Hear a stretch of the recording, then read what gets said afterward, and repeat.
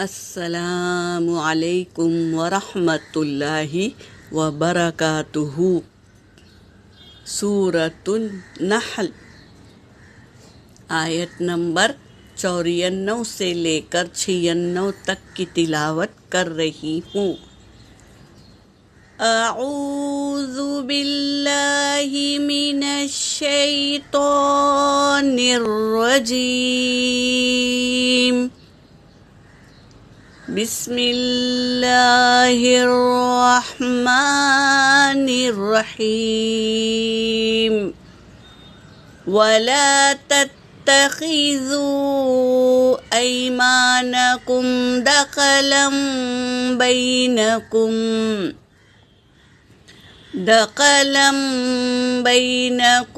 فتزل قدم بعد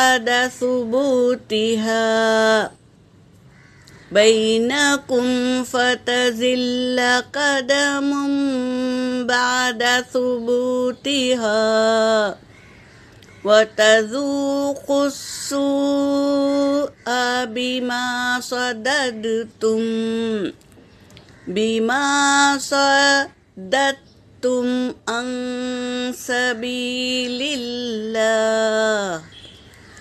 یہاں پر میری بہنوں اس طرح ہم پڑھیں گے: صاد زبر صا، دال زبر دال، تا زبر دت۔ یہ سکون والے دال کو نہیں پڑھیں گے بلکہ حرکت والے دال کو تشدید والے تا میں ملائیں گے۔ صددتم عن سبیل اللہ وَلَكُمْ عَذَابٌ عَظِيمٌ۔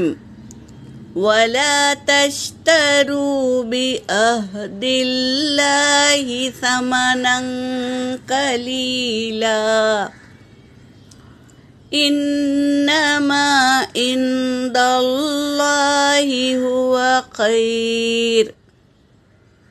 هو خير لكم إن كنتم تعلمون۔ ما عندكم ينفد وما عند الله باق وَلَنَجْزِيَنَّ الَّذِينَ صَبَرُوا أَجْرَهُمْ بِأَحْسَنِ مَا كَانُوا يَعْمَلُونَ۔ صدق اللہ العلی العظیم۔ ترجمہ کر رہی ہوں۔ وَلَا تَتَّخِذُوا، اور نہ تم بناؤ، ایمانکم اپنے قسموں کو، دخلا بینکم دھوکہ دینے کے لیے آپس میں، فتزل قدم پس پھسل جائیں گے قدم، بعد ثبوتہا بعد اس کے قدم جم جانے کے بعد، یعنی یہ بتا رہے ہیں کہ تم دھوکہ دینے کے لیے اللہ کی قسمیں مت کھاؤ۔ کیوں پھسل جائیں گے قدم؟ جو ایمان لے آئے ان کے قدم پھسل جائیں گے ایمان سے۔ فتذوقوا السوء، اور تم چکو گے برائی کا مزہ، بما باسبب اس کے، صددتم تم نے روکا، عن سبیل اللہ اللہ کے راستے سے۔ تو ہمارا عہد و پیمانہ لین دین کو قسم کھا کر پھر توڑ دیتے ہیں، اس سے ایمان جو لے آئے وہ برا سمجھتے ہیں، سوچتے ہیں کہ ایک مسلمان ہو کر اللہ کی قسم کھا کر عہد و پیمانہ کیا پھر توڑ دیا، ایسے ایمان والے بننے سے اچھا ہے ہم ایمان سے ہٹ جائے۔ تو سبب کون ہوئے؟ ہم ہوئے۔ ایک مسلمان ہوا کیونکہ اس نے دھوکہ دہی کی تو وہ کیا ہو گیا؟ اللہ کے راستے سے روکنے والا بن گیا۔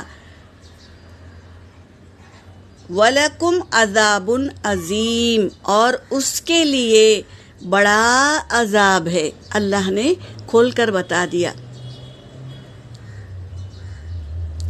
تو جب بھی قسم کھائیں تو اسے پورا کرے، اور صرف اللہ کی ہی قسم کھائے، کسی انسان کی نہیں، اور اللہ کی قسم کھائے ہیں تو اسے پورا کرے۔ وَلَا تَشْتَرُوا بِعَهْدِ اللَّهِ، اور نہ تم بیچو اللہ کی قسم کھا کر ثمناً قلیلا، تھوڑی سی قیمت کے لیے۔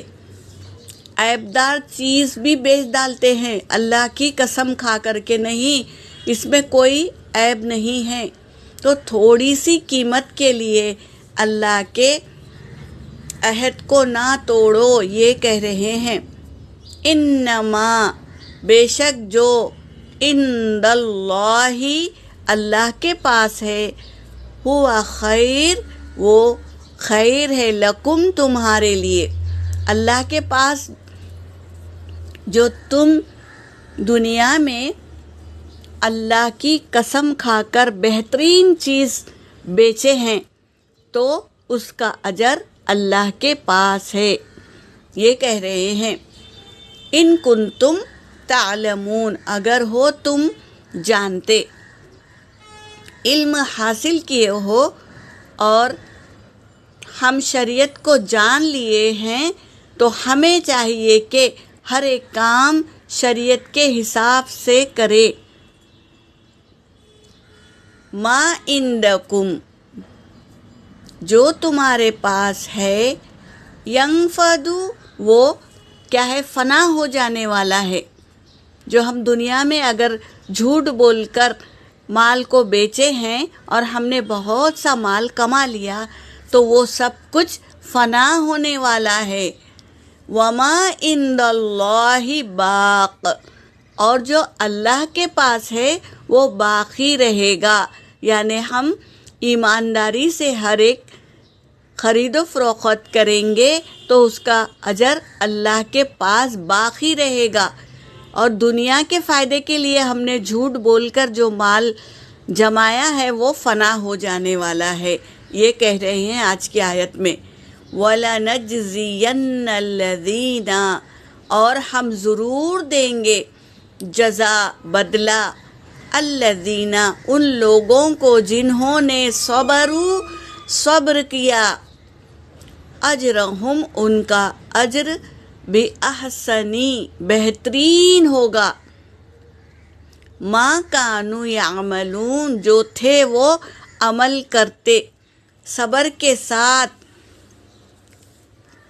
خرید و فروخت میں ایمانداری کے ساتھ اللہ کو حاضر رکھ کر کاروبار کریں گے تو ان کا بہترین اجر ملے گا ان کو۔